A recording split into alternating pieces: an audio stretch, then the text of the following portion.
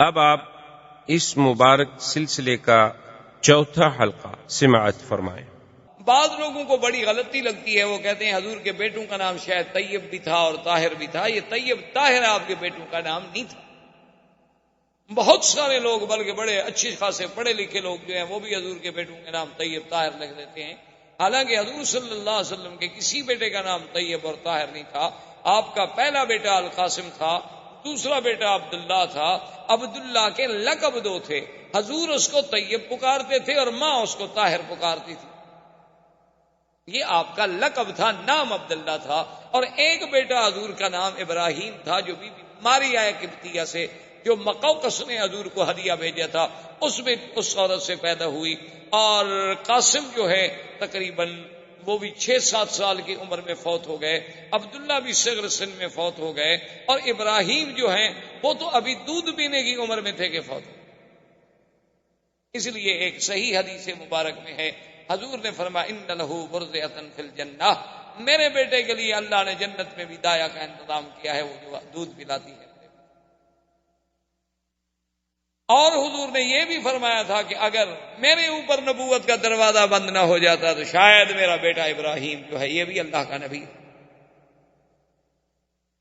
اتنی شان۔ اور آپ کی 4 بیٹیاں تھیں، سیدہ فاطمہ، سیدہ زینب، سیدہ رقیہ، سیدہ ام کلثوم رضوان اللہ تعالی علیہن اجمعین۔ یہ سب کے سب جو ہیں بی بی خدیجہ کی پتنی۔ اور اسی سے دشمنان اسلام، دشمنان دین کا یہ پراپگنڈا کہ حضور نے اتنی شادیاں کی اور حضور نے اتنی شادیاں کی اور حضور نے اتنی شادیاں کی، جیسے رشدی بدبخت نے لکھا، تسلیمہ نسرین نے لکھا، اور اسی قسم کے ملعونین جن کو اصل میں تو بغض ہے اسلام سے اور دین محمد مصطفیٰ صلی اللہ علیہ وسلم سے، اور پھر وہ الزام لگانے میں بہانوں کی تلاش میں ہوتے ہیں کہ کوئی ہمیں موقع مل جائے تو ان نے یہ ثابت کرنے کے لیے کہ دیکھو جی ہمارے نبی عیسیٰ علیہ السلام نے تو ایک بھی شادی نہیں کی اور حضور پاک نے تو 11 شادیاں فرمائیں، تو نعوذ باللہ آپ کو تو بس عورتوں کا ہی ہر وقت خیال تھا کہ جہاں گئے شادی کر لی، جہاں گئے شادی کر لی۔ تو یہ ایک الزام ہے جس کی کوئی حقیقت۔ آپ خود اندازہ فرمائیں کہ آپ کے بچے کی عمر اگر 25 سال ہو تو آپ اس کے لیے 40 سال کی بیوی نہیں ڈھونڈتے۔ اور خاص طور پہ آپ تو ڈاکٹر ہیں ماشاءاللہ، پڑھے لکھے لوگ ہیں، سمجھدار ہیں، آپ دیکھ لیں کہ سرزمین مکہ کی گرمی ہو تو 40 سال کی عمر کے بعد عورت میں رہتا کون سی جوانی رہتی؟ چلو ٹھنڈے علاقے کی عورتیں تو پھر بھی بیچاری کچھ لمبی زندگی گزار لیں گی صحت کی، لیکن سرزمین مکہ کی گرمی ہو اور یہاں پر کھجور کی غذا ہو تو 40 سال کے بعد عورت میں باقی کیا رہ جاتا ہے کہ نعوذ باللہ اس کے لیے محض شہوانی جذبے سے شادی کی جائے، پھر آدمی کنواری لڑکی سے شادی کرے۔ اور حضور نے تو جب تک بی بی خدیجہ زندہ رہی 25 سال تک اور کوئی شادی نہیں، یعنی حضور صلی اللہ علیہ وسلم کی عمر 25 سال، زوجہ کی عمر 40 سال، اور حضور پھر 50 سال کی عمر پہ پہنچ گئے اور آپ نے کوئی شادی نہیں کی۔ تو جو جوانی کا حصہ تھا حضور کا وہ تو سارا بی بی خدیجہ کے ساتھ گزر گیا۔ تو جس سے ثابت ہوا کہ حضور کی کوئی شادی جو تھی دراصل وہ اپنے منشے سے نہیں تھی، بلکہ یہاں بھی میرے اللہ کی نگرانی تھی اور اللہ کے فیصلے تھے۔ اس لیے حضور صلی اللہ علیہ وسلم کی بعد میں شادی ہوئی بی بی عائشہ سے، بعد میں شادی ہوئی بی بی صفیہ سے، بی بی ام سلمہ سے، وہ بھی بوڑھی عورت تھی، بی بی سودا سے، وہ بھی بوڑھی عورت تھی۔ بی بی صفیہ سے کیوں ہوئی کہ خیبر کے سردار کی بیٹی تھی، سب لوگوں نے کہا کہ حضور سردار کی بیٹی ہے، اچھا ہے کہ اگر آپ نے کسی اور کو دینا ہے باندی بنا کے تو بہتر ہے اپنی باندی بنا لے تاکہ کچھ تو ان سرداروں کی عزت ہو جائے۔ تو حضور صلی اللہ علیہ وسلم نے اس بنا پہ شادی کی۔ اور پھر سب سے بڑی بات یہ ہے کہ جس نبی کے اٹھنے پہ سونے پہ بھی اللہ کا پہرا ہو، اس پیغمبر کی شادیاں منشاء خداوندی کے بغیر کبھی ہو سکتی؟ یہی وجہ تھی کہ جب سیدہ عائشہ صدیقہ رضی اللہ تعالی عنہا پہ تہمت لگی، منافقین نے تہمت لگا دی، تو حضور صلی اللہ علیہ وسلم نے بڑا لمبا واقعہ ہے، قرآن میں بھی موجود ہے، حضرت عمر سے پوچھا کہ عمر تمہاری کیا رائے ہے کہ بی بی عائشہ پہ تہمت لگا دی گئی ہے، میں اس کا کیا کروں؟ بی بی عائشہ کو چھوڑ دوں، طلاق دے دوں، کیا حل کروں؟ تو حضرت عمر نے کہا حضور پہلے تو یہ آپ کا داخلی معاملہ ہے، اس میں مجھے حق نہیں ہے دخل دینے کا، لیکن اگر آپ سے رائے لیتے ہیں تو مجھے بھی اجازت ہے کہ میں آپ سے 1-2 باتیں پوچھ لوں، آپ ناراض تو نہیں ہوں گے؟ حضور نے فرمایا کہ نہیں۔ تو حضرت عمر نے پوچھا کہ یا رسول اللہ، بی بی عائشہ سے جو شادی ہے یہ آپ نے اپنے منشے سے کی ہے یا حکم خداوندی سے؟ حضور نے فرمایا کہ نہیں، اللہ کا حکم ہے، وہ تو جبریل اس کی تصویر لے کر بھی میرے پاس آئے تھے، یہ تو اللہ کا حکم ہے۔ تو اس نے کہا حضور ہمیں اپنے بیٹوں کے لیے اچھی لڑکی مل جاتی ہے، اللہ کو اپنے نبی کے لیے پاک لڑکی نہیں ملی، ایک غلط لڑکی ڈھونڈ لی اللہ نے آپ کے لیے، یہ تو پھر اللہ میں نقص ہوا، اور اللہ تو ہر نقص سے پاک ہے۔ اور اس کے بعد نے کہا حضور میرا مجھے ایک دوسرا سوال بتا دیں، پھر آپ کی مرضی جو فیصلہ کریں، آپ کے بدن مبارک پر یہ اڑتی ہوئی مکھی جو ہے گندی ہے بیٹھتی ہے؟ حضور نے فرمایا کہ نہیں۔ نے کہا حضور آپ پر اللہ گندی مکھی تو نہیں بیٹھنے دیتے، آپ کے بستر پر ناپاک عورت کو بیٹھنے دیں؟ فسریان رسول اللہ، حضور کا چہرہ کھل۔ حضور نے فرمایا عمر تمہاری رائے بڑی عجیب ہے، اور گھر پہنچی اور اللہ کا قرآن نازل ہو گیا بی بی عائشہ کی صفائی میں۔ تو اس لیے میرے کہنے کا مقصد یہ تھا کہ اگر صرف سیرت رسول کے اس پہلو پہ آپ غور کریں کہ حضور کی شادیاں کیوں ہوئیں، کب ہوئیں، کیا عمر تھی، تو آپ حیران ہو جائیں گے کہ یہ بھی سیرت کا ایک عظیم پہلو ہے جس کو دشمنوں نے حضور پر اعتراض کا ذریعہ بنا دیا۔ اللہ تبارک و تعالی آپ کو مجھے حضور کی سیرت پہ چلنے کی توفیق دے۔ اللہم صلی علی سیدنا محمد وعلی آل سیدنا محمد۔ برادران اسلام، دروس سابقہ میں ہم نے سیرت پاک صلی اللہ علیہ وسلم، سیرت سیدنا محمد مصطفیٰ حبیب کبریا صلی اللہ علیہ وسلم کے کچھ پہلوؤں پہ بات کی تھی۔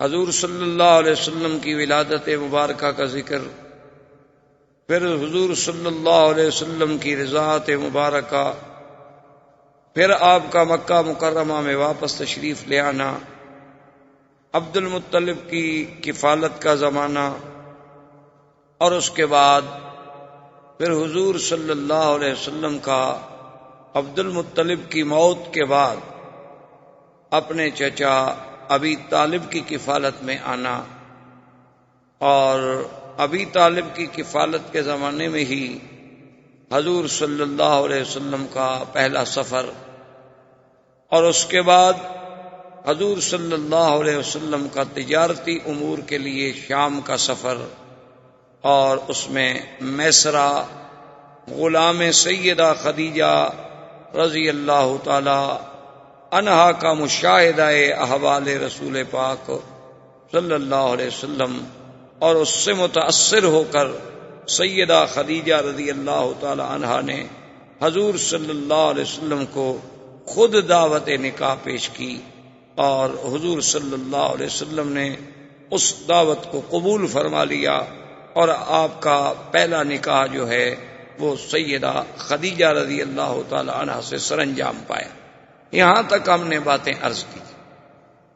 اصل میں 2-4 روز سے مجھے تکلیف تھی، 1-2 دن حرم میں درس بھی 2 درس نہیں ہو سکے، لیکن آج ہمارے ایک بزرگ مدینہ منورہ سے تشریف لائے تھے، تو سیرت بھی مدینے والے کی اور مدینہ منورہ کا مہمان بھی ہو، تو یہ مناسب نہیں تھا کہ میں چھٹی کروں، ورنہ حقیقتاً مجھ میں اتنی ہمت نہیں تھی، اور نہ ہی مزید بولنے سے اور گلے پہ اثر، لیکن بہرحال جب اللہ کی رحمت ہوگی تو سب باتیں خود بخود ٹھیک ہو جائیں گی۔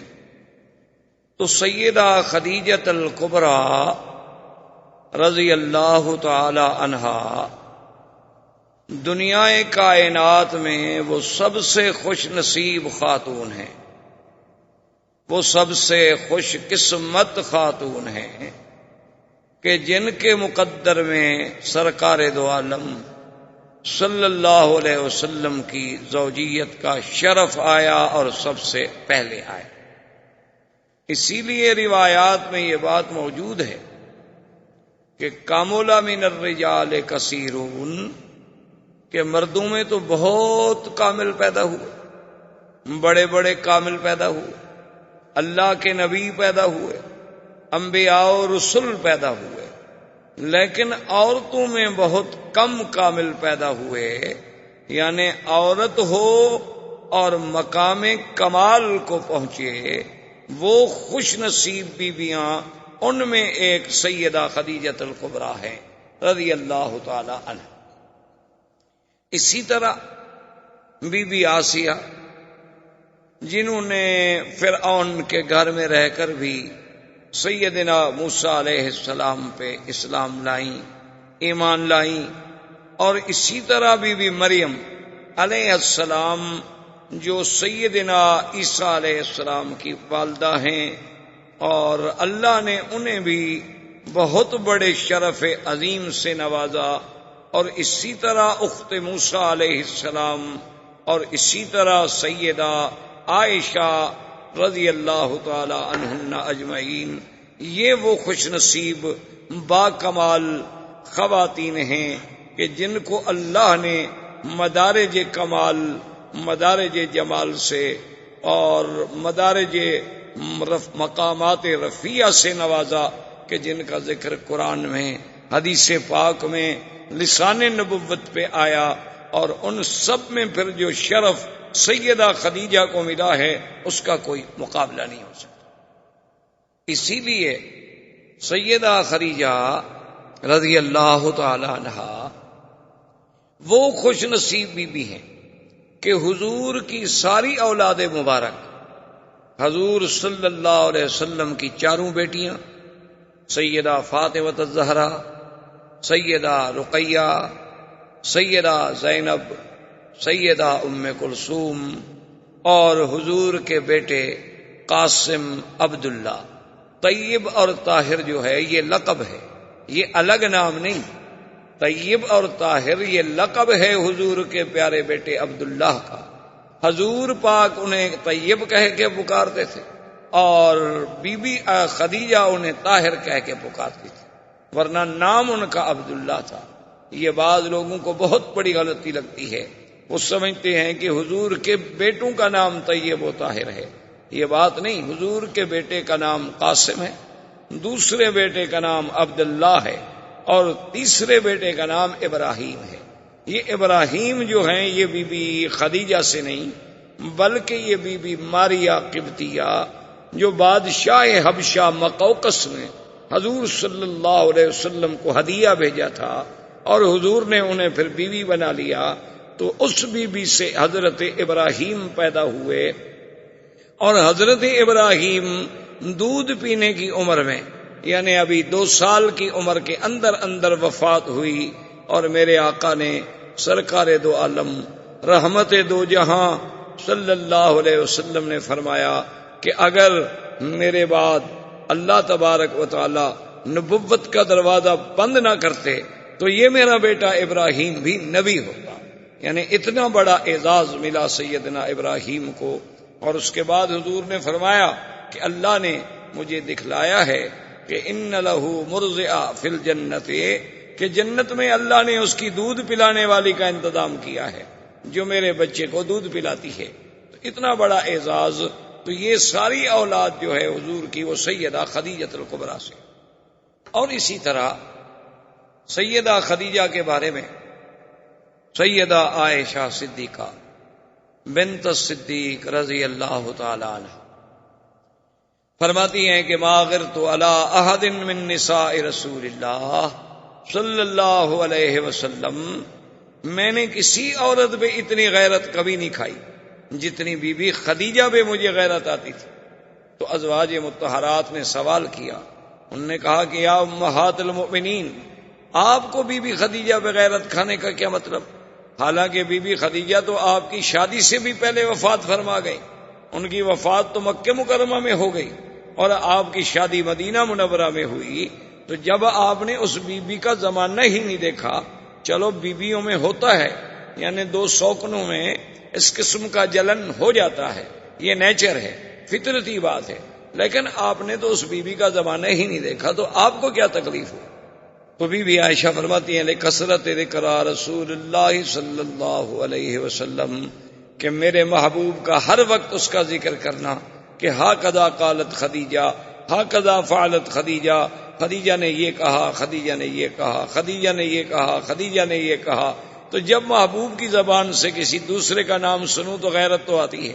تو اس لیے مجھے بی بی خدیجہ رضی اللہ تعالی عنہا پہ سب سے زیادہ غیرت آتی تھی کہ جب حضور کو کوئی ہدیہ پہنچتا، کوئی چیز آتی، فرماتے کہ خدیجہ کی سہیلیوں کو بھیجو، فلاں خدیجہ کی بہن بنی ہوئی تھی اس کو بھیجو. تو ایک دن بی بی عائشہ جوش میں آ گئیں اور انہوں نے کہا کہ یا رسول اللہ صلی اللہ علیہ وسلم، ایک مدت بیت گئی، بی بی خدیجہ فوت ہو گئیں اور پھر وہ بیوہ عورت تھیں، ان کے آپ سے پہلے 2 شوہر تھے، دونوں شوہروں سے اولاد تھی، تو ایک بوڑھی عورت کو آپ اتنا یاد کرتے ہیں ہر وقت. فرماتے ہیں کہ خدیجہ نے یہ کہا فغضب رسول اللہ صلی اللہ علیہ وسلم، حضور ناراض ہو گئے. حضور نے فرمایا عائشہ تمہیں پتا ہے تم لوگ تو اس وقت میرے پاس آئے ہو جب اللہ نے مجھے عزت دی، اللہ نے مجھے طاقت دی، اور خدیجہ نے اس وقت میرا ساتھ دیا جب اللہ کے سوا میرا کوئی نہیں تھا. تو خدیجہ کے تو مجھ پہ احسان ہے، میں کیسے خدیجہ کو بھول سکتا ہوں.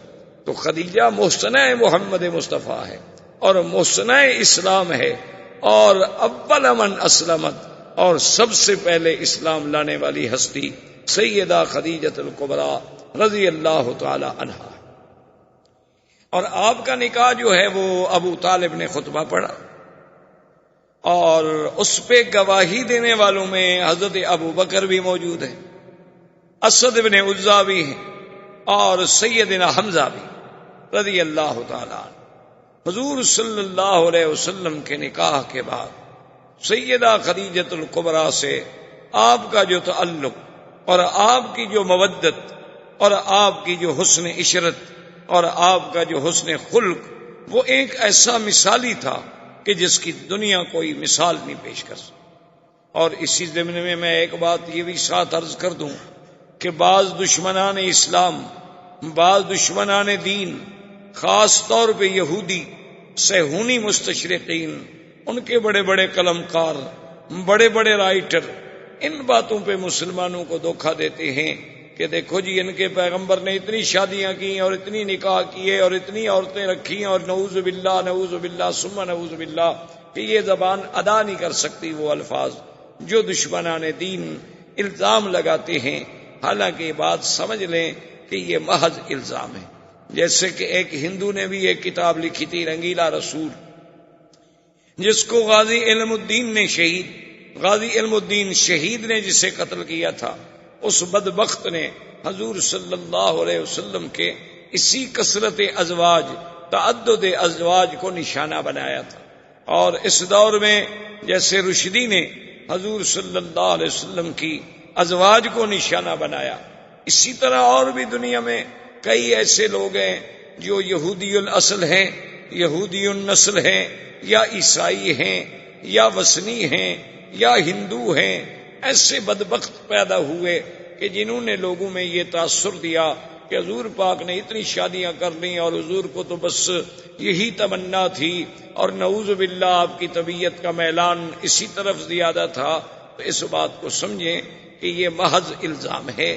نمبر 1، سب سے پہلے تو آپ اس ماحول پہ غور کریں جس ماحول میں سرکار دو عالم پیدا ہو.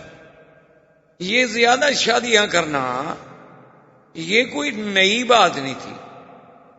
پہلے جتنے انبیاء گزرے ہیں، پہلے جتنے پیغمبر گزرے ہیں، ان میں بھی ایسے نبی گزرے جن کی 100 بیوی تھی، جیسے حضرت سلیمان علیہ السلام. اسی طرح اور انبیاء گزرے ہیں جن کی ان سے بھی زیادہ ازواج مطہرات. اور اس ماحول میں عام لوگوں کی بھی بیویاں ایک کے بجائے متعدد ہوتی تھیں. تو اس زمانے میں پہلی بات تو یہ ہے کہ یہ عقلاً اور رواجاً کوئی عیب نہیں تھا. اصل میں بعض چیزیں ایک ملک میں عیب ہوتی ہیں اور دوسرے ملک میں عیب نہیں ہوتی. مثلاً آج کل ہم انڈو پاک میں چونکہ ہندو تہذیب سے متاثر ہیں، ہمارے لوگوں نے ہندوؤں کے ساتھ مل کے زندگی گزاری، ان کا آپس میں ملنا جلنا رہنا سہنا، جس کا نتیجہ یہ نکلا کہ ہندو تہذیب کے اثرات جو تھے وہ مسلمانوں پہ آ گئے کہ ہمارے ہاں بھی دوسری شادی ایک جرم بن گئی، دوسری شادی کرنے والا مجرم بن گیا، اور دوسری شادی کرنا نعوذ باللہ ایک اتنا بڑا گناہ کا کام ہو گیا اتنا بڑا جرم سمجھا گیا کہ اس کو برادری سے، قوم سے، قبیلے سے کاٹ دیا جاتا ہے۔ اس نے دوسری شادی کر لی اور اس نے دوسری شادی کر لی۔ حالانکہ آج بھی آپ دیکھیں عرب میں ایسے قبائل موجود ہیں جن کی 4 بیویاں ہیں، ایک گھر میں رہتی ہیں، ایک جگہ کھانا کھاتی ہیں، ایک سفرے پہ بیٹھ کے روٹی کھاتی ہیں، ایک جیسے کپڑے پہنتی ہیں اور ایک دوسرے کے بچوں کو سنبھالتی ہیں۔ اس کے بچے اس کو ماں کہتے ہیں اور اس کے بچے اس کو ماں کہتے ہیں۔ کوئی تضاد نہیں، کوئی تعارض نہیں، کوئی جھگڑا نہیں، کیونکہ ان پر ہندو کا غلبہ نہیں، اسلام کا غلبہ ہے، اور ہم پر تہذیب ہندوانہ کا غلبہ ہے، جس کی وجہ سے ہمارے ہاں دوسری شادی کرنا جو ہے وہ بہت بڑا جرم بن گیا۔ اور اسی طرح یورپ میں بھی آپ دیکھ لیں۔ اور بدقسمتی یہ ہے کہ جن قوموں کے نزدیک زنا جرم نہیں، وہی شادی پہ اعتراض کرتے ہیں۔ یعنی آپ دیکھیں دشمن کی 2 رنگی چال ملاحظہ کریں کہ ایک طرف تو اس کو مرغی پہ ذبح کرنا جو ہے اس پہ رحم آتا ہے، کرنٹ سے مارتا ہے کہ مرغی کو تکلیف نہ ہو، اور دوسری طرف اگر کوسوفو میں، بوسنیا میں، چیشان میں، کشمیر میں، افغان میں، بلکہ ناگاساکی اور ہیروشیما میں اللہ کی مخلوق کو تباہ کر دیا جائے کروڑوں اور لاکھوں کے حساب سے، وہاں رحم نہیں آتا۔ جن لوگوں نے اپنے آپ کو اتنی اوپن کیا ہوا ہے کہ جن کے نزدیک زن، زر، زمین کا کوئی قانون ہی نہیں ہے، یعنی عورت اپنی رضامندی سے جو چاہے کرے، شرط یہ ہے کہ رضامندی، ان کے نزدیک شادی پہ اعتراض ہے۔ اور اس کا نتیجہ کیا نکلا؟ آپ نے چند دن پہلے پڑھا ہوگا اخبار میں کہ اس وقت امریکہ جو اپنے آپ کو ایک سپر پاور اور پتہ نہیں کس کس زوم میں مبتلا ہے، جس نے پوری دنیا کی چوکیداری کے فرائض سنبھال لیے ہیں کہ ساری دنیا پہ ہمارا نیو ورلڈ آرڈر چلے گا، ساری دنیا پہ فلاں آدمی کا جو ہے کھڑا کیوں ہوا، یہ آدمی بیٹھ کیوں گیا، اور یہ آدمی جو ہے سو کیوں گیا، یہ بھی ہم سے پوچھا جائے۔ جس کا یہ عالم ہے، وہاں 10 لاکھ لڑکیاں نکاح سے پہلے چھوٹی عمر میں حاملہ ہوتی، ہر سال 10 لاکھ، اور ہر سال 10 لاکھ حرامی بچہ پیدا ہو، 50 سال میں کتنے ہو جائیں گے آپ حساب کر لیں، پھر ان کا عدد دیکھ لیں ٹوٹل کہ کل آبادی کتنی ہے، اور ہر سال 10 لاکھ حرامی بچوں کا اس میں اضافہ ہوتا ہے۔ اس سے خود اندازہ کر لیں کہ وہ قوم جن کو اپنی نسل کا علم نہیں، اعتراض کرتے ہیں حضور صلی اللہ علیہ وسلم پر، یہ کتنی بڑی بدقسمتی۔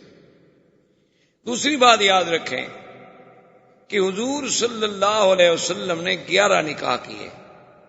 حضور صلی اللہ علیہ وسلم کی ازواج مطہرات 9 تھیں جس وقت میرے آقا اس دنیا سے تشریف لے گئے۔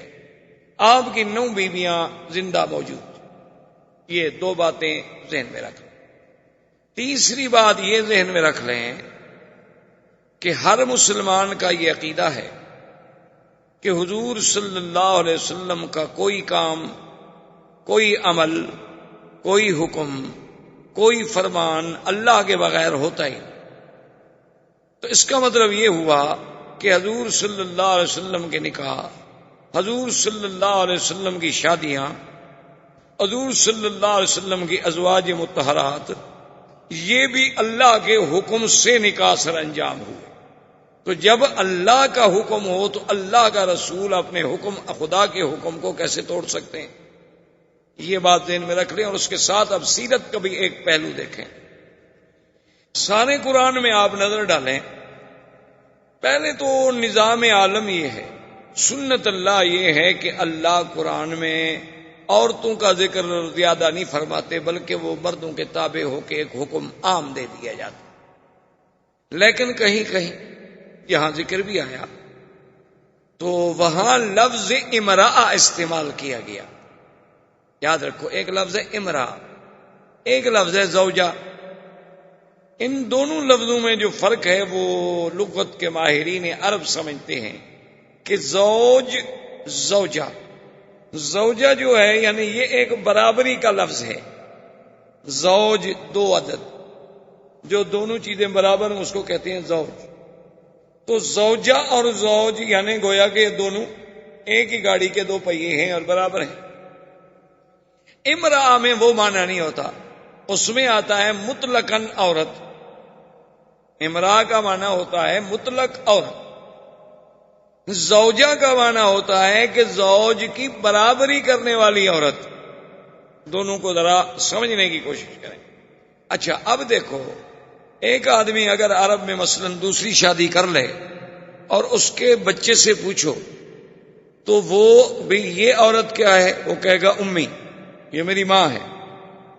دوسری عورت کے بارے میں پوچھو کہ یہ کون ہے، وہ کہے گا امراۃ ابی، وہ کہے گا یہ میرے باپ کی بیوی ہے. حالانکہ بات تو ایک ہے کہ ہر باپ کی بیوی اس کے لیے کیا ہے، ماں ہے، لیکن وہ دونوں میں فرق کرتا ہے. وہاں تو کہے گا امی یا کہے گا زوجۃ ابی، اور یہ کون ہے، امراۃ ابی، یہ میرے باپ کی عورت ہے. کیونکہ جو لفظ زوجہ اور ماں کے اندر مقام تھا وہ لفظ امرا میں نہیں، تو وہ آخر دوسری عورت کو اپنی ماں کا مقام تو نہیں دے سکتا جو اس کی حقیقی ماں ہے.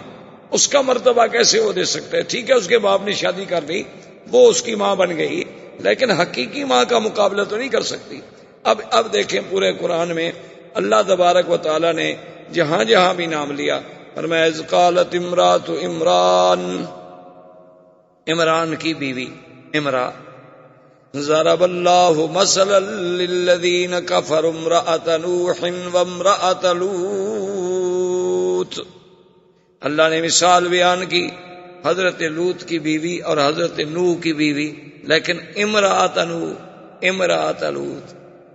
نوح بھی پیغمبر، لوط بھی پیغمبر، لیکن ان کی بیویوں کو قرآن کیا کہتا ہے، امرأۃ نوح امرأۃ لوط. ضرب اللہ مثلا للذین آمنوا امرأۃ فرعون اذ قالت رب ابن لی عندک بیتا فی الجنہ. اللہ نے مثال پیش کی کہ فرعون کی بیوی امرأۃ فرعون، حالانکہ بی بی آسیہ بڑی شان والی بیوی ہے، لیکن قرآن کیا کہتا ہے، امرأۃ. اچھا اسی طرح قرآن نے ایک مسئلہ بیان، وامرأۃ مؤمنۃ ان وهبت نفسها للنبی ان اراد النبی ان ينكحها خالصة لك من دون المؤمنین. اللہ نے فرمایا کہ اگر کوئی عورت، وہاں بھی امرأہ، تو سارے قرآن میں نظر ڈالیں، نوح کی بیوی کا نام، عورت کا نام آئے تو امرأۃ نوح، لوط کی بیوی کا نام آئے تو امرأۃ لوط، فرعون کی بیوی کا نام آئے تو امرأۃ فرعون، عمران کی بیوی کا نام آئے تو امرأۃ عمران. لیکن شان رسالت دیکھیں، شان محمد مصطفیٰ دیکھیں صلی اللہ علیہ وسلم، کہ اللہ نے میرے مدنی کی بیویوں کو عمرانی کہا. فرمایا یا ایھا النبی قل لازواجک وبناتک ونساء المؤمنین. میرے مدنی صلی اللہ علیہ وسلم، نبی پاک آپ، یا ایھا النبی قل لازواجک، ازواج زوج، کیوں حضور کے قریب لا رہے ہیں؟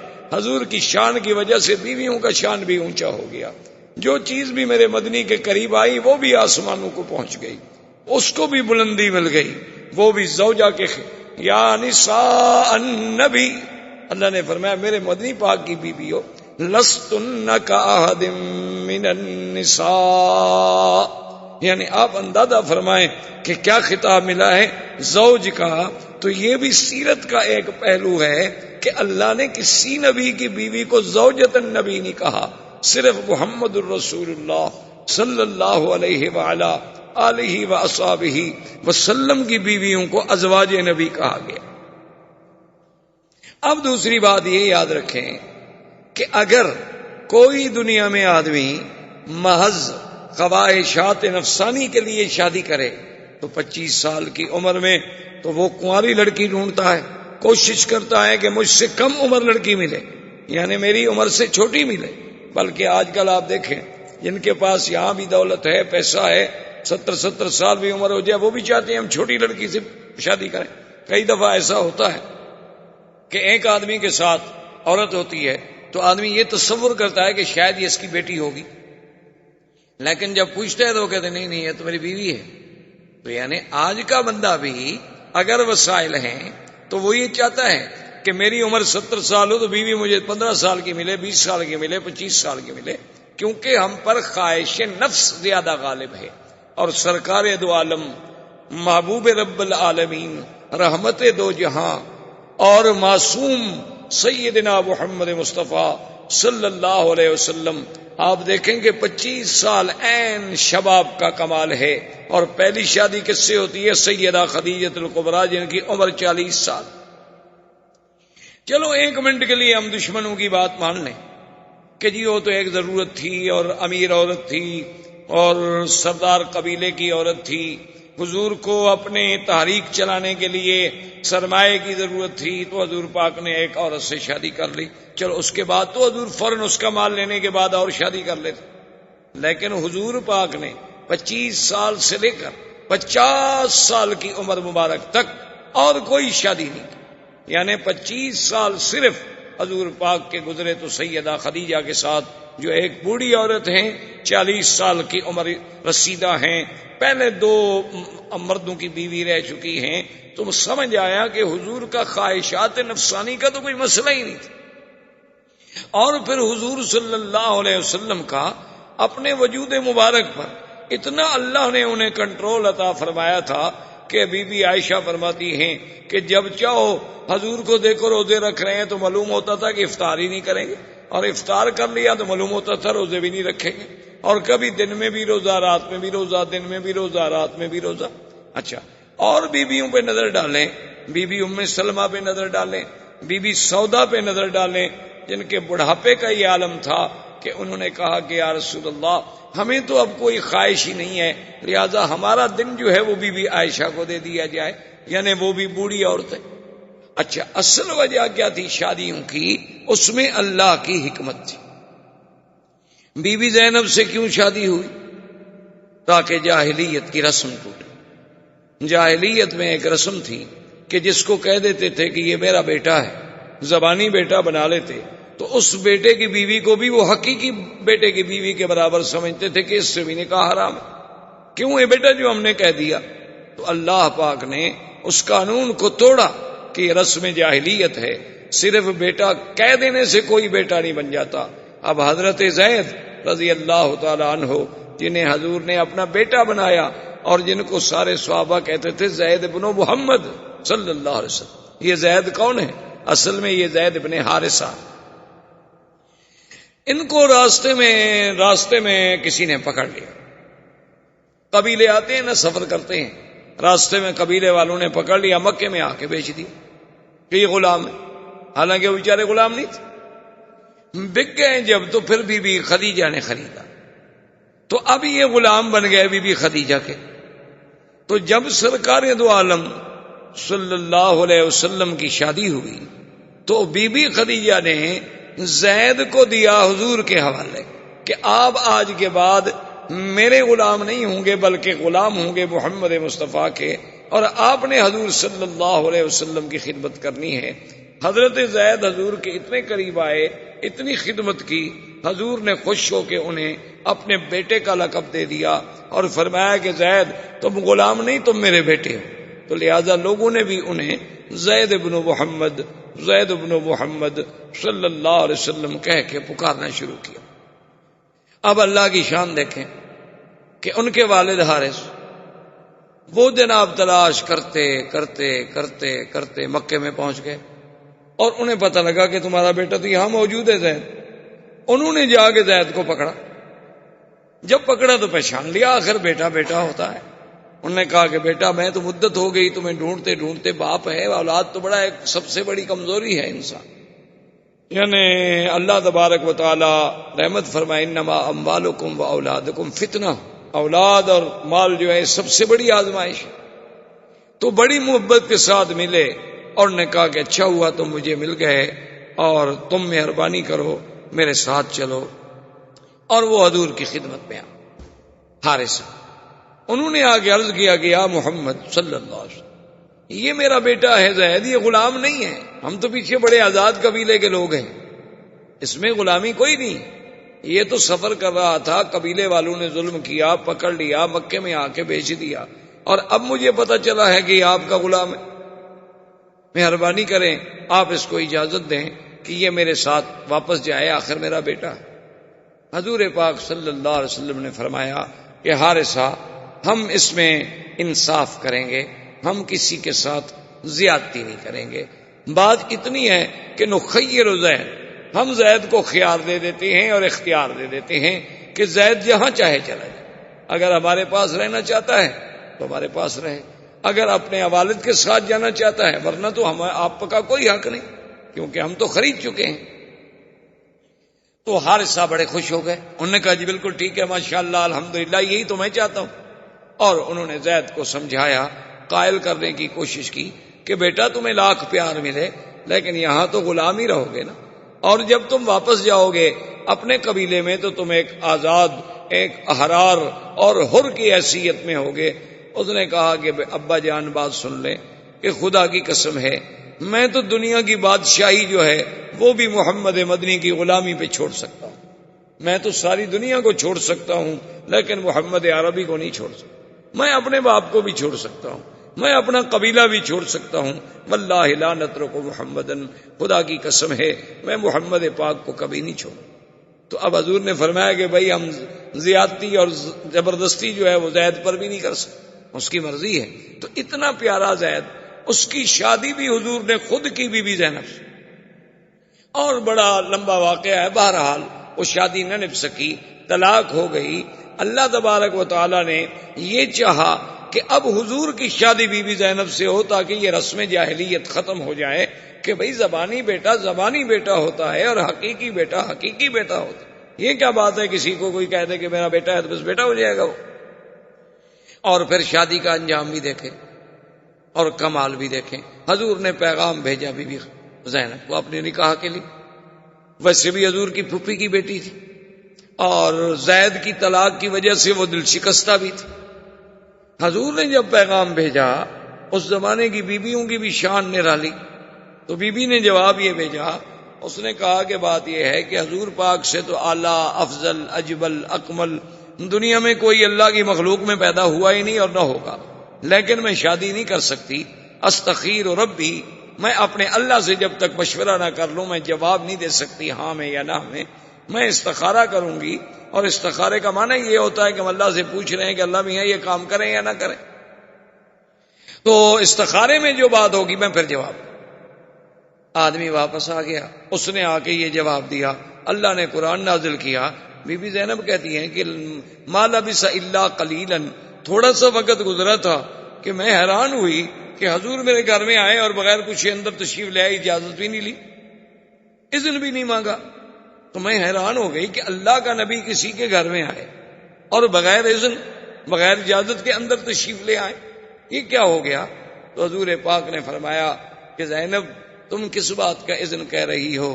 اللہ نے قرآن نازل کر دیا ہے کہ فلما قضا زید منہا وطرا زوجناکہا لکی لا یکون علی المؤمنین حرج، کہ محمد پاک ہم نے تمہارا نکاح عرشوں سے کر دیا۔ تو اس لیے بی بی زینب کہا کرتی تھی باقی بیویوں سے کہ تم کس بات پہ میرا مقابلہ کرتی ہو؟ تمہارے نکاح تو ماں باپ نے کیے اور تمہارے نکاح زمین پہ ہوئے، یہ تو میں ہی ایک عورت ہوں جس کا نکاح اللہ نے کیا اور عرش پہ ہوا۔ تو اب بتائیں جناب، یہ نکاح اللہ کے حکم سے ہوا، اس میں حضور صلی اللہ علیہ وسلم کی تمنا کا، بلکہ حضور تو چاہتے تھے کہ یہ نہ ہو، حضور تو یہ چاہتے تھے کہ زید طلاق نہ دے، یہ رشتہ قائم رہے، لیکن اللہ کے حکم سے رشتہ ہوا۔ اسی طرح آپ دیکھ لیں بی بی صفیہ، جب خیبر فتح ہو گیا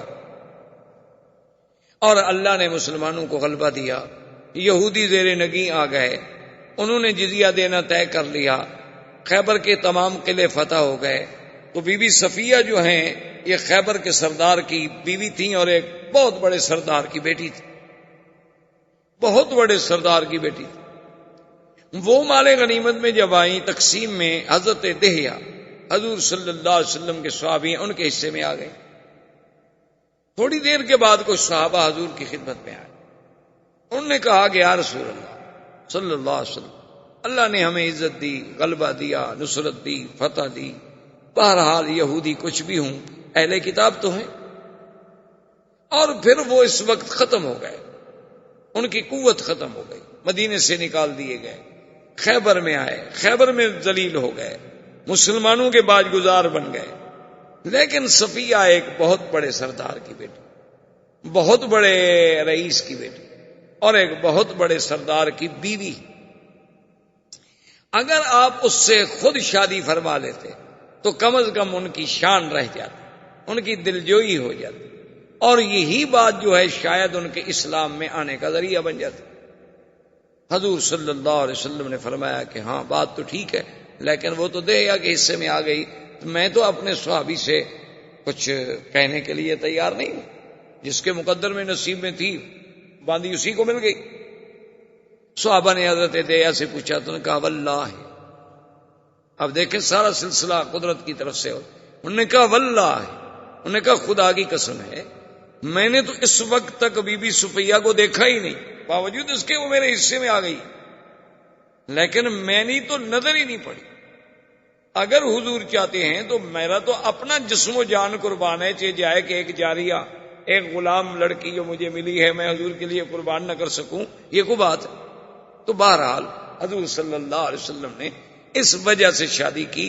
اب اس بات کو دیکھیں کہ جب شادی ہو گئی تو بی بی صفیہ کے چہرے پر ایک نشان, تو سرکار دو عالم رحمت للعالمین حبیب کبریا حضرت محمد مصطفیٰ صلی اللہ علیہ وسلم, آپ نے ایک دن پوچھا کہ صفیہ ما ھذا, یہ کیا نشان؟ اس نے کہا حضور نہ پوچھیں تو اچھا ہے.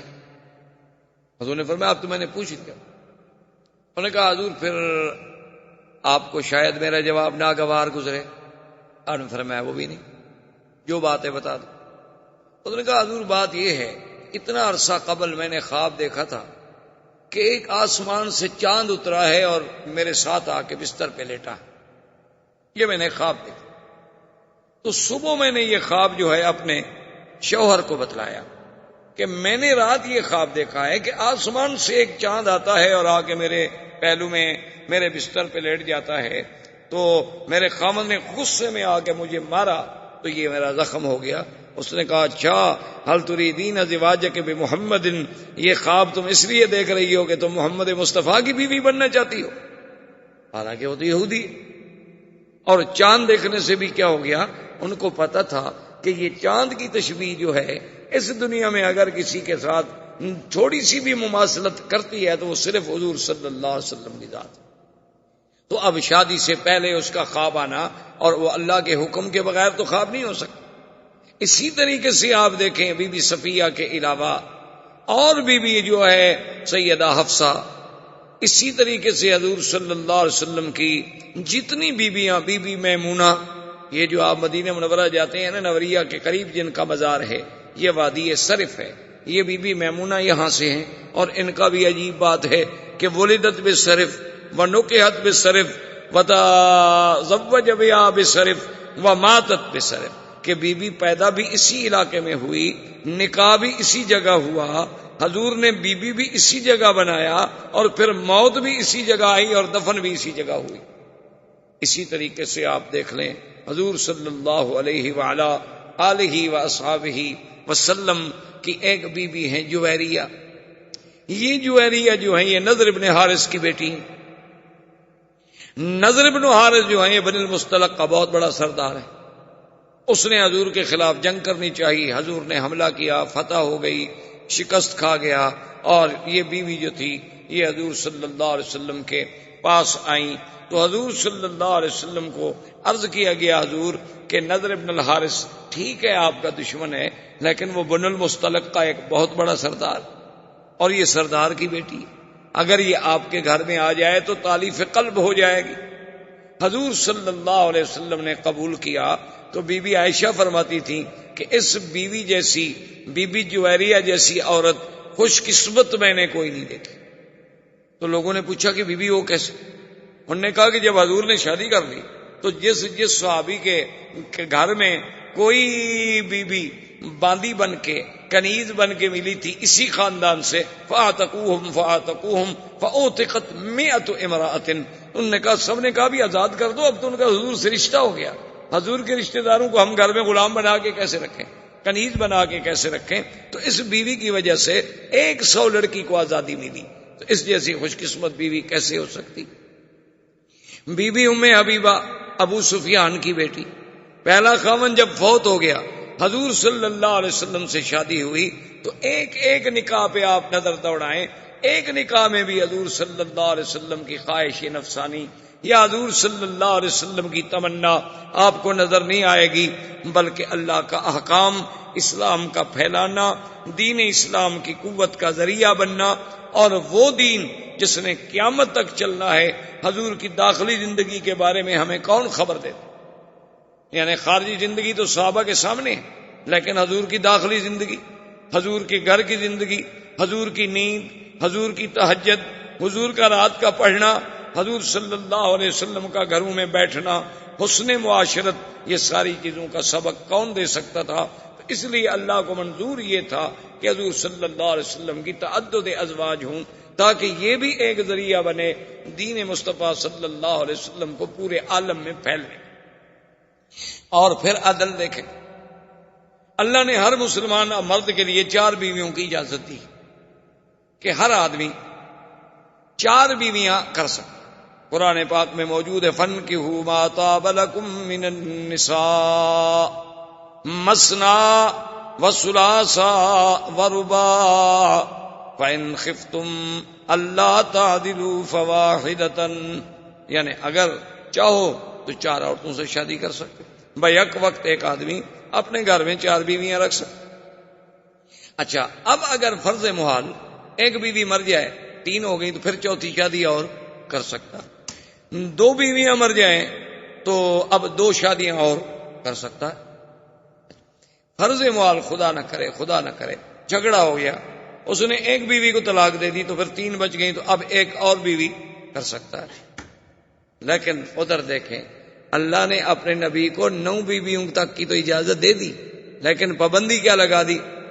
اللہ نے حکم فرما دیا کہ میرے نبی آج کے بعد آپ ان بیویوں کے بجائے اور کوئی شادی نہیں کر سکتے، کہ اس میں سے کسی کو طلاق دے دیں اور شادی کر لیں، نہیں، یا ان میں کوئی بیوی مر جائے تو اس کے بدلے میں اور بیوی لے آئے، نہیں، بس اب اللہ نے آپ کے مقدر میں یہ رکھ دی، یعنی اجازت تو 9 کی دے دی، لیکن آگے ہمیشہ کے لیے پابندی لگا دی۔ آگے اللہ تبارک و تعالی نے پابندی لگا دی۔ یہاں عام آدمی کو 4 کی اجازت تو دی، لیکن آگے پابندی نہیں لگائی۔ اور اسی طرح دیکھیں کہ ایک دفعہ حضور صلی اللہ علیہ وسلم اپنی بیویوں سے کسی مسئلے میں ناراض ہو گئے، اور آپ نے قسم کھا لی کہ میں 1 مہینے تک کسی بیوی سے بات نہیں کروں۔ اس کو کہتے ہیں شریعت میں ایلا۔ حضرت عمر رضی اللہ تعالی عنہ کو جب پتہ چلا کہ حضور نے اپنی بیویوں کو طلاق دے دی، تو حضرت عمر تشریف لائے اور بی بی حفصہ سے بے حد ناراض، اور انہوں نے کہا کہ دیکھو تم لوگ حضور کو ہر وقت تنگ کرتی ہو، خرچہ چاہیے، اور حضور خرچہ دیتے ہیں تو تم صدقہ و خیرات کر دیتی ہو، اور حضور صلی اللہ علیہ وسلم کو پریشان کرتی ہو ہر وقت، تو یہ بات جو ہے باعث خطرہ ہے، اور ہو سکتا ہے کہ حضور نے اگر طلاق دے دی تو اللہ تو قادر ہے حضور کے لیے اور بیویوں کا انتظام کر لیں، اللہ کو کیا مشکل ہے۔ اب آپ قرآن کے الفاظ پہ غور کریں، عَسَىٰ رَبُّهُ إِن طَلَّقَكُنَّ أَن يُبْدِلَهُ أَزْوَاجًا خَيْرًا مِّنكُنَّ مُسْلِمَاتٍ مُؤْمِنَاتٍ قَانِتَاتٍ تَائِبَاتٍ عَابِدَاتٍ سَائِحَاتٍ طیبات و ابکارا۔ اللہ نے فرمایا کہ خبردار، اگر اللہ چاہے اپنے نبی کو حکم دے دے کہ تم کو طلاق دے دے، اللہ تم سے بھی زیادہ بہتر عورتیں نبی کے گھر میں لے آئے، جو اسلام والی ہوں گی، ایمان والی ہوں گی، راتوں کو عبادت کرنے والی ہوں گی، رات دن اللہ کے دین کے پھیلانے والی ہوں گی، روزے رکھنے والی ہوں گی، اور اپنے جسم و جان کی مال کی حفاظت کرنے والی ہوں گی۔ ایسی بیویاں بیوہ بھی ہوں گی، کنواری بھی ہوں گی، اگر اللہ چاہے تو آپ سے بھی زیادہ بہتر بیویاں لے آئے۔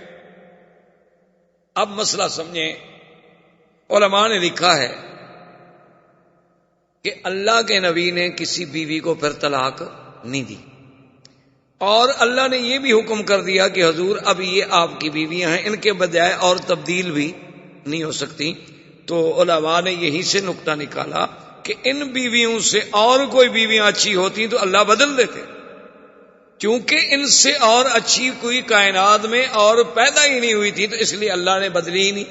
ورنہ اللہ چاہتے تو ان سے اچھی ہوتی تو اللہ تبارک و تعالیٰ اور بدل دیتے.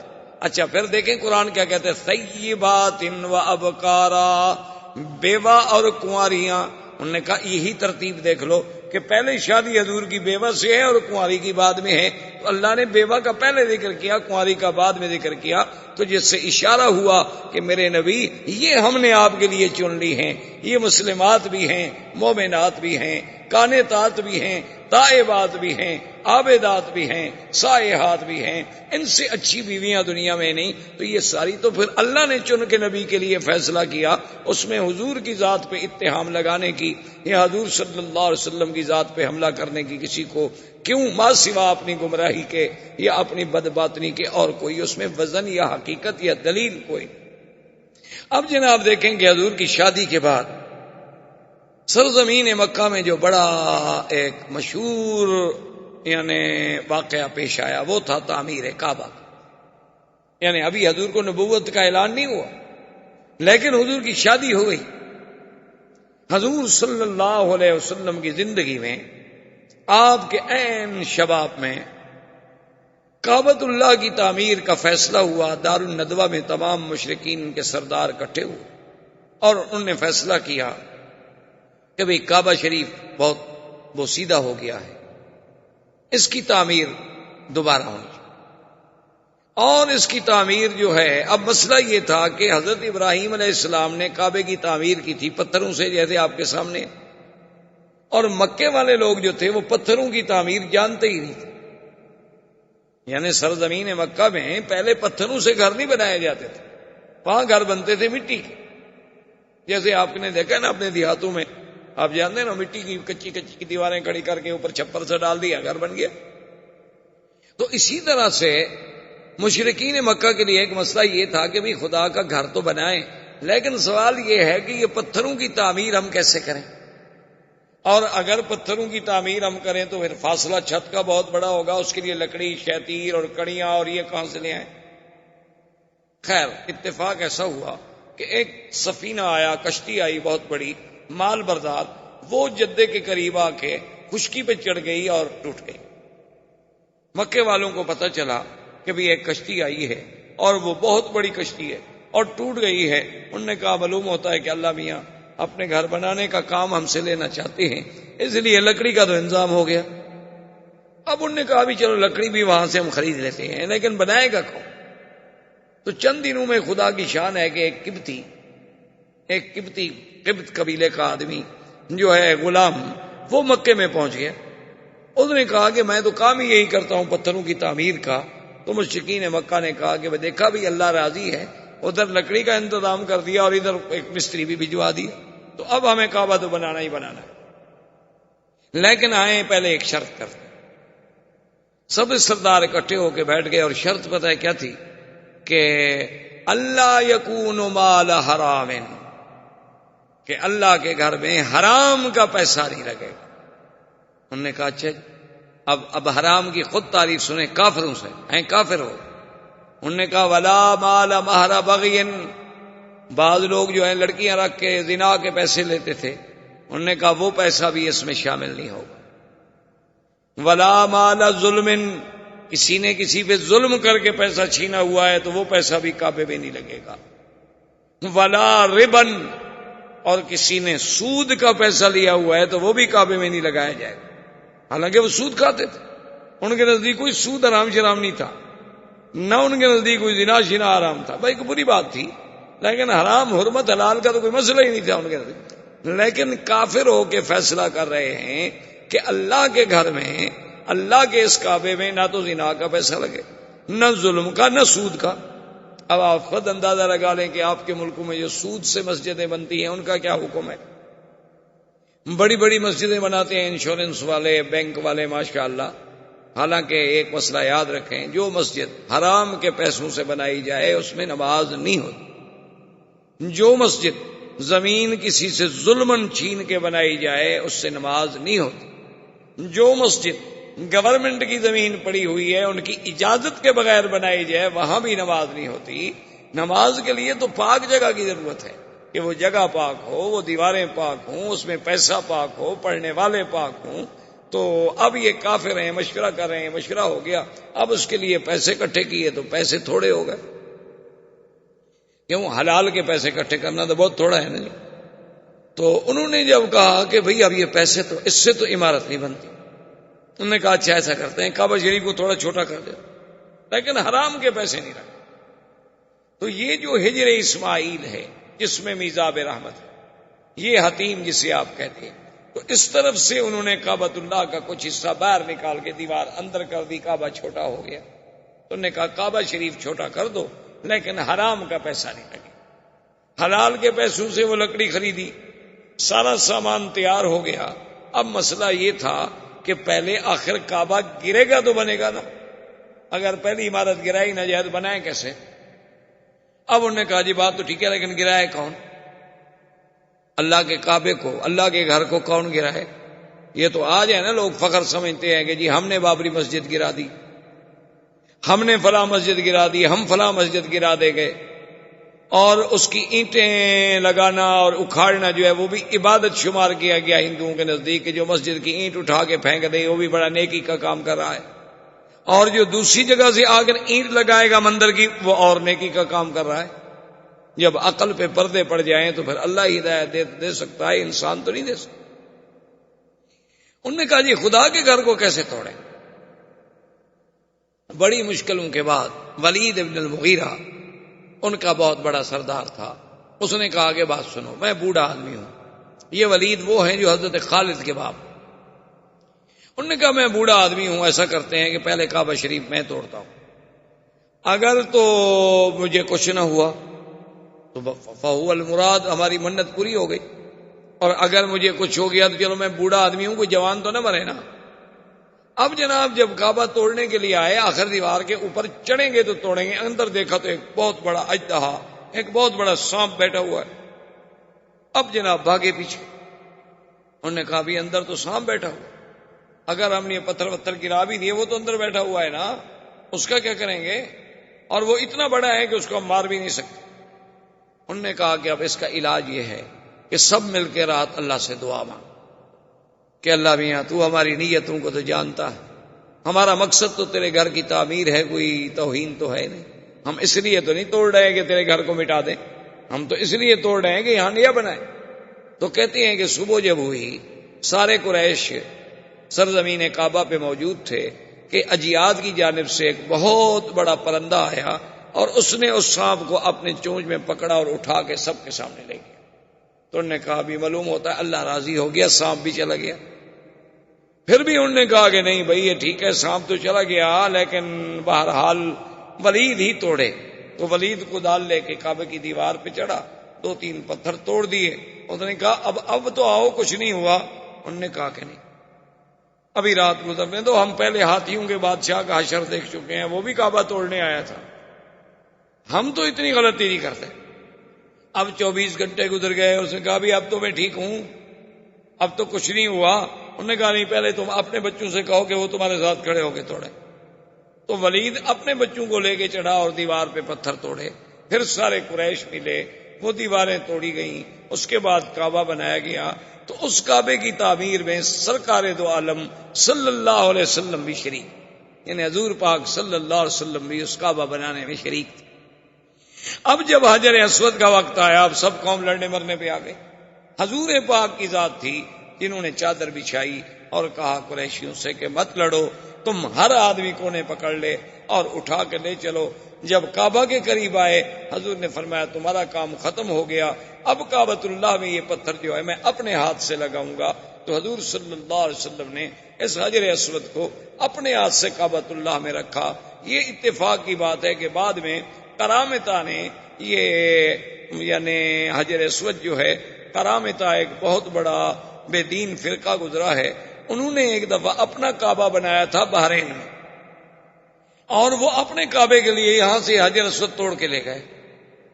بعض تاریخوں میں ہے کہ 20 سال اور بعض تاریخوں میں ہے کہ 70 سال کا عرصہ جو ہے یہ پھر کرامتا کے پاس رہا۔ اچھا، اور خدا کی شان دیکھو کہ جیسے آج یعنی 1419 میں 14 صدی کے بعد، کیونکہ میں 20ویں صدی کا ذرا قائل کم ہوں، ویسے آج کل تو بڑا پراپگنڈا ہوتا ہے نا، 20ویں صدی میں داخل ہو رہے ہیں، 20ویں صدی میں داخل ہو رہے ہیں، پتہ نہیں یعنی مسلمان ہو کے کافر بن رہے ہیں، کیا کر رہے ہیں؟ ہمیں سمجھ نہیں آئی آج تک کہ 20ویں صدی کہاں سے آ گئی۔ وہ بھائی 20ویں صدی تو عیسائیوں کی ہے، اس کا مسلمانوں سے کیا تعلق؟ یہ 1999 1998 یہ کیا ہے؟ یہ تو سن میلاد ہے، اس کا تعلق تو عیسائیوں سے ہے، مسلمانوں کے ساتھ کیا تعلق ہے 20ویں صدی کا؟ لیکن افسوس ہے ہر مسلمان اخباریں پڑھیں جناب 20ویں صدی میں ہم داخل ہو رہے ہیں، اور 20ویں صدی میں ہم یوں داخل ہوں گے، اور 20ویں صدی میں ہم یوں داخل ہوں گے۔ خدا کے بندے کون سا پہاڑ مار رہے ہو؟ 20ویں صدی میں تم داخل ہو رہے ہو، پتہ نہیں اللہ پہلے مار دے، تم کیسے داخل ہو رہے ہو؟ اتنی بڑی جہالت کی باتیں کرتے ہیں، یہ نہیں سوچتے کہ دشمن کا پراپگنڈا ہے کہ اسلام کی ہجری تاریخ ہمارے دماغوں سے نکل جائے، اتنا پراپگنڈا کر دیا جائے کہ اسلام کی عظمت کا جو نشان ہے تاریخ ہجرت وہ ہمارے دماغوں سے صرف ہو جائے۔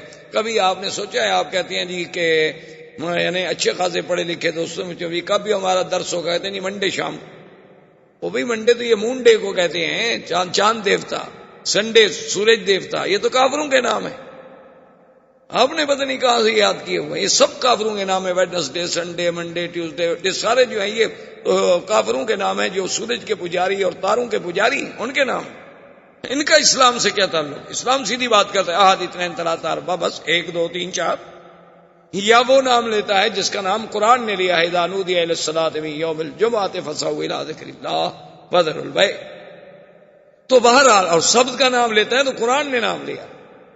اب جناب بہرحال کہنے کا مقصد یہ تھا کہ یہ شرف جو ہے یہ بھی سرکار دو عالم صلی اللہ علیہ وسلم کو نصیب ہوا کہ انہوں نے حجر اسود جو ہے، اب دیکھیں نا کہ یہ اللہ کی قدرت ہے، سمجھ نہیں آتی، یعنی سیرت کے کس کس پہلو کو آپ دیکھیں۔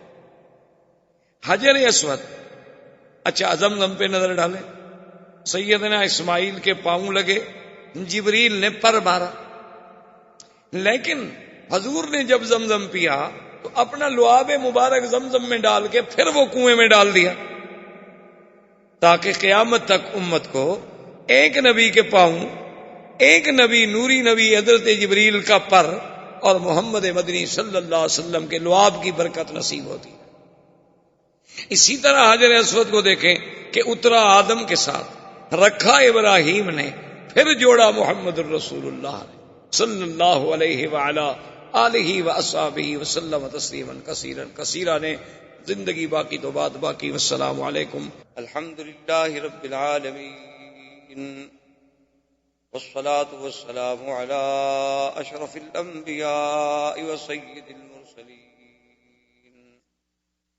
سیدنا محمد وعلی آلہ واصحابہ اجمعین۔ برادران اسلام،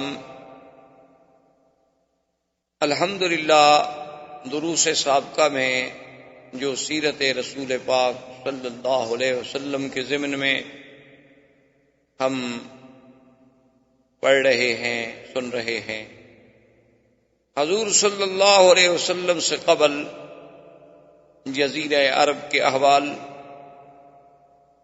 پھر حضور صلی اللہ علیہ وسلم کی پیدائش سے قبل آپ کے بارے میں مبشرات، اشارات، ارہاسات، اور پھر حضور صلی اللہ علیہ وسلم کی ولادت با کرامت، با سعادت، با برکت و با رحمت، اور اس کے بعد حضور صلی اللہ علیہ وسلم کا زمانہ رضاعت، اور زمانہ رضاعت کے بعد حضور صلی اللہ علیہ وسلم کا واپس مکہ میں تشریف لانا، عبد المطلب کی کفالت، عبد المطلب کی اس کے بعد موت، اور پھر حضور صلی اللہ علیہ وسلم کا اپنے چچا ابی طالب کی کفالت میں منتقل ہونا، اور اسی کفالت کے دوران میں قریش مکہ کا تجدید کعبہ کا پروگرام، اللہ کے کعبے کی تعمیر، اور اس تعمیر میں بھی سرکار دو عالم صلی اللہ علیہ وسلم کی شرکت، اور حضور صلی اللہ علیہ وسلم کا اپنے ہاتھوں مبارک سے حجر اسود کی تنصیب،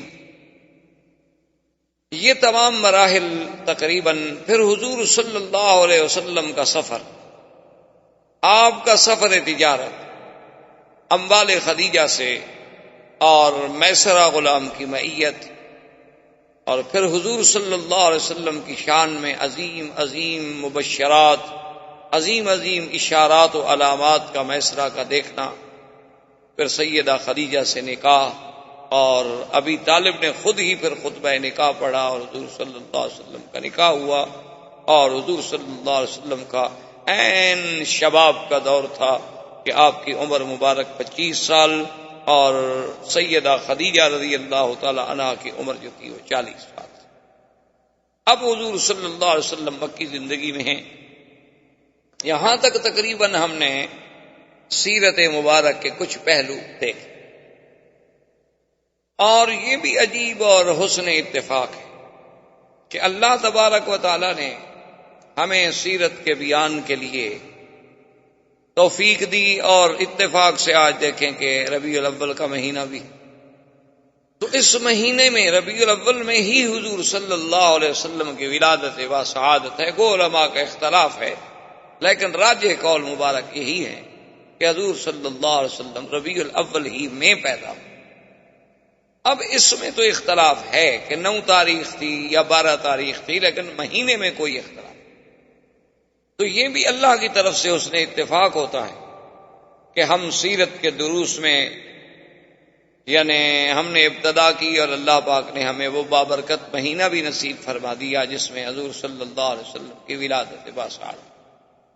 اب حضور صلی اللہ علیہ وسلم کا زمانہ جو کہ نبوت کے قریب آ رہا ہے، ایک ہے نبوت کا فیصلہ، یاد رکھیں وہ تو اللہ پاک اس وقت فرما چکے تھے، ابھی آدم علیہ السلام پیدا بھی نہیں ہوئے تھے۔ ایک ہے نبوت کے وقت بعثت کہ آپ کو نبوت کب ملی، کس دور میں ملی، تو وہ اب جوں جوں حضور صلی اللہ علیہ وسلم کی جوانی، جوں جوں حضور صلی اللہ علیہ وسلم کا سن مبارک جو ہے وہ 40 کے قریب آتا جا رہا ہے، تو اب نبوت کے لیے حضور صلی اللہ علیہ وسلم کو اللہ کی طرف سے تیار کرنے کے لیے حالات مختلف پیدا ہوتے جا رہے ہیں، کیونکہ یہ قدرت کا فیصلہ ہے، اللہ تبارک و تعالیٰ کا فیصلہ ہے کہ کسی بھی پیغمبر کو، کسی بھی نبی کو نبوت جو ہے وہ 40 سال سے قبل نہیں ملی۔ ہر پیغمبر کو جب نبوت دی جاتی ہے تو 40 سال کے بعد دی جاتی ہے، الا بعض خصائص ہیں، بعض بقائے ہیں، جیسے عیسیٰ علیہ السلام، جیسے یحییٰ علیہ السلام، کہ انہوں نے اپنی ولادت کے بعد مہد میں اللہ کے حکم سے یہ اعلان کر دیا کہ آتانی الکتاب وجعلنی نبیا، اللہ نے مجھے نبی بنایا ہے، ورنہ بعثت کا جو زمانہ ہے وہ 40 سال کے بعد ہوتا۔ اور اس میں علماء نے حکمتیں لکھی ہیں کہ 40 سال کے بعد جو ہے نا انسان کا نمو جو ہے وہ کامل ہو جاتا ہے۔ اب انسان حتی بلغ اشدہ وبلغ 40 سنہ، اب اپنی انتہا پہ پہنچ جاتا، اب کوئی چیز پھر بڑھتی نہیں، اور عقل جو ہے وہ کمال حاصل کر لیتا ہے۔ اسی لیے خدا کی قدرت ہے کہ اس 40 کے عدد میں بھی بڑی حکمتیں ہیں، کہ جیسے اللہ نے موسیٰ علیہ السلام کے لیے تو میقات طور پر جو یعنی وقت معین فرمایا، فَتَمَّ مِيقَاتُ رَبِّهِ 40 لَيْلَةً، 40 رات، یعنی اس 40 کے عدد میں کوئی اللہ کی حکمت ہے۔ جیسے کہ حدیث مبارک میں آتا ہے کہ جس آدمی نے 40 حدیثیں یاد کر لیں تو وہ علماء میں شمار ہوگا، وہاں بھی 40 حدیثوں کا 40 کا عدد۔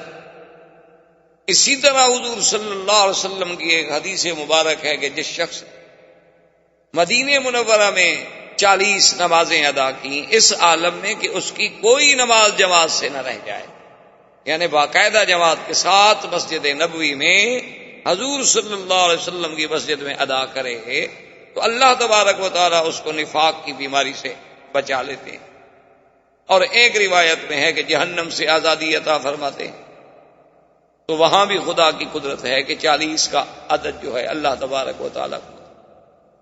اور اسی طرح علماء کرام نے یہ بھی لکھا ہے کہ جب انسان پیدا ہوتا ہے، کہ جب انسان کا وہ مادہ تولید جو ہے، وہ تخم انسانیت جو ہے، وہ جب اپنے ایک مقام معین پہ قرار مکین پہ جا کے ٹھہرتا ہے، پھر اس پر مراحل آتے ہیں کہ نطفہ ہے، پھر علقہ ہے، پھر مضغہ ہے، ثم خلقنا النطفة علقة فخلقنا العلقة مضغة فخلقنا المضغة عظاما فكسونا العظام لحما ثم انشأناه خلقا آخر۔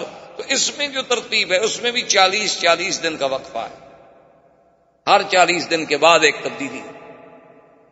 اور شاید اسی لیے بعض علماء کرام جو ہیں جیسے تبلیغی جماعت کے اکابر اور بزرگان جو ہیں انہوں نے بھی 40 دن کی محنت کے لیے وقت لگانے کے لیے قوم کو ایک پروگرام دیا ہے. وہ بھی شاید ان کے نظروں میں بھی یہی ہے کہ 40 سال میں تبدیلی آتی، چینج آتا ہے.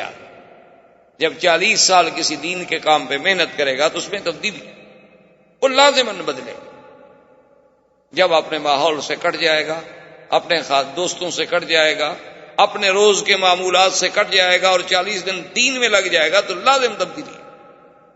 تو اب جو 40 سال قریب آ رہے ہیں حضور صلی اللہ علیہ وسلم کے لیے مبشرات کا اور رؤیا صادقہ کا جو ہے وہ زیادہ سے زیادہ ورود ہونے لگے.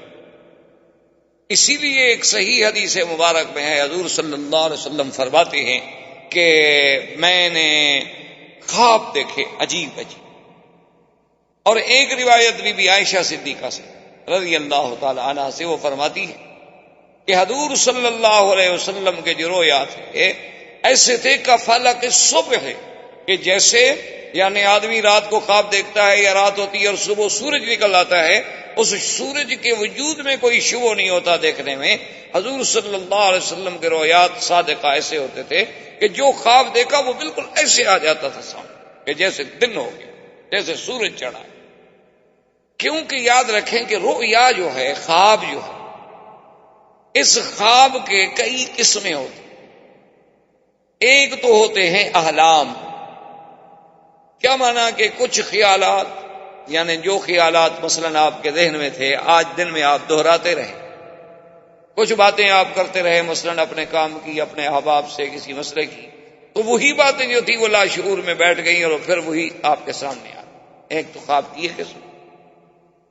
اور ایک خواب ایسے ہوتے ہیں جو شیطان کی طرف سے ہوتے ہیں کہ شیطان جو ہے وہ انسان کی نیند کے اوقات میں آ کر مختلف تخیلات اور خیالات اور وساوس کے ذریعے اس کو ڈراتا ہے.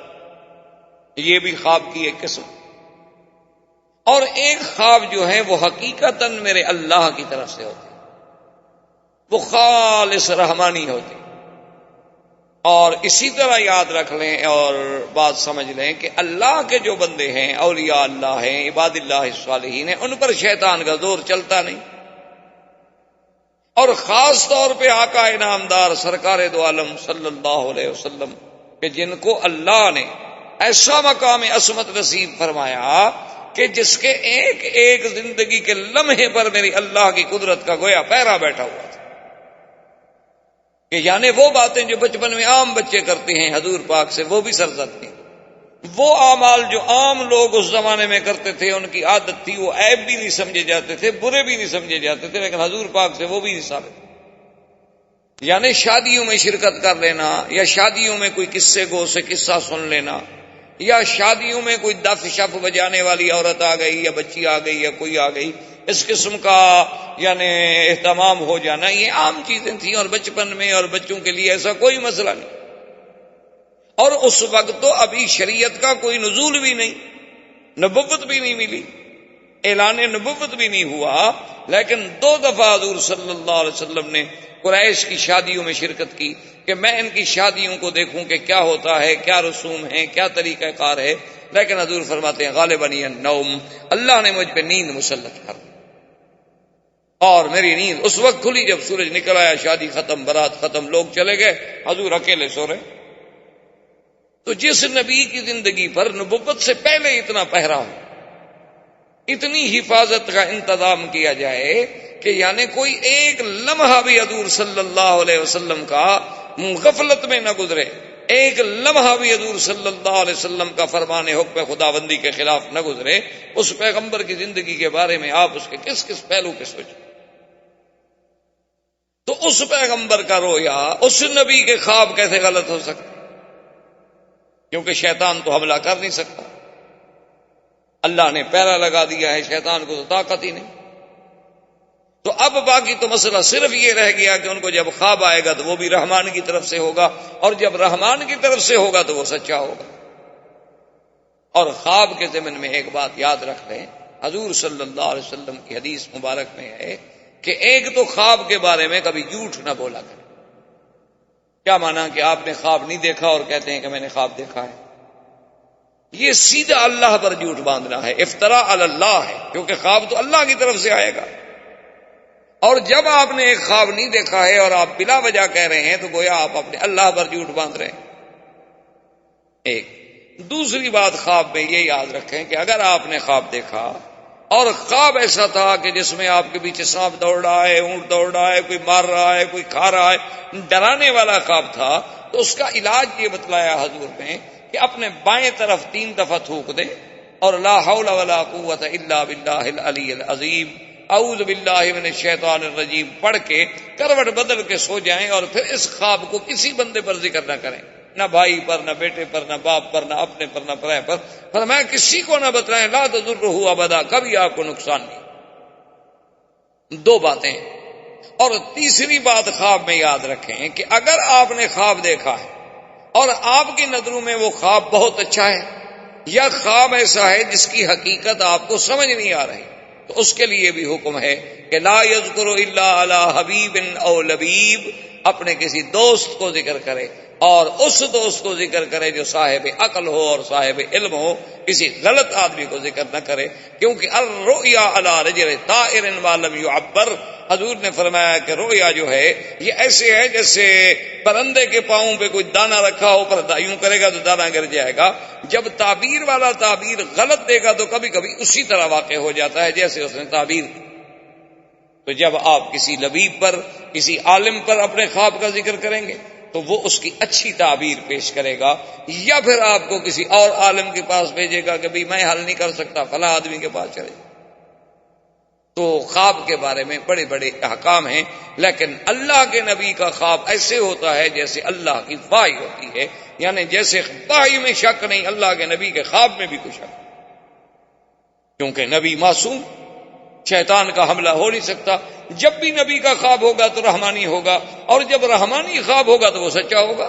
اسی لیے تو بی بی عائشہ فرماتی ہیں کہ حضور کے ایسے خواب ہوتے تھے کہ فلک صبح ایسے معلوم ہوتا تھا کہ جیسے صبح سامنے، یعنی ایسی حقیقت۔ اور اسی لیے حضور پاک نے ارشاد فرمایا ہے، یہ خواب کی بہت بڑی اہمیت ہے۔ ایک حدیث مبارک میں یہ بھی آتا ہے کہ لم یبقى من النبوۃ الا المبشرات الرؤیا الصالحہ یراها المؤمن او یرا له او كما قال النبی صلی اللہ علیہ وسلم۔ حضور نے فرمایا کہ اب نبوت تو ختم ہو گئی، اللہ نے مجھے خاتم النبیین بنا کے بھیجا، نبوت کا دروازہ بند، رسالت کا دروازہ بند، اب کچھ نہیں بچا۔ ہاں مبشرات ہیں، خواب ہیں کہ کبھی ایک عبد مومن صالح اللہ کا بندہ خود خواب دیکھتا ہے، یا اس کے لیے کوئی اور آدمی خواب دیکھتا ہے کہ بھئی میں نے آپ کے لیے یہ خواب دیکھا ہے بہت اچھا۔ کبھی آدمی اپنے لیے خود دیکھتا ہے اور کبھی اس کے لیے کوئی اور اللہ والا بندہ دیکھتا ہے۔ اور آپ نے فرمایا کہ یہ رؤیا جو ہے جز 46 جزءا من النبوت، کہ تقریباً یہ 46واں حصہ ہے نبوت کے حصے میں سے، یعنی 46واں حصہ ہے نبوت کے حصے میں سے۔ اور بدقسمتی سے اسی حدیث کو سامنے رکھ کر مرزا قادیانی نے اپنی نبوت کے لیے بھی ایک راستہ نکالنے کی کوشش کی۔ اس نے کہا کہ جب نبوت کی ایک جز تو باقی ہے، پھر نبوت بند تو نہ ہوئی، چلو 46 نہیں ہی صحیح، کیوں؟ دشمن تو انتظار میں ہوتا، مخالف جو ہے وہ انتظار میں ہوتا، باطل فرقے جو ہیں اسی انتظار میں بیٹھے ہوتے ہیں کہ اب مسلمانوں کے قرآن سے، حدیث سے کوئی ایک لفظ تو ہمیں ملے نا۔ احباب کرام، اس کے بعد اب آپ اس مبارک سلسلے کی CD نمبر 5 سماعت فرمائیں۔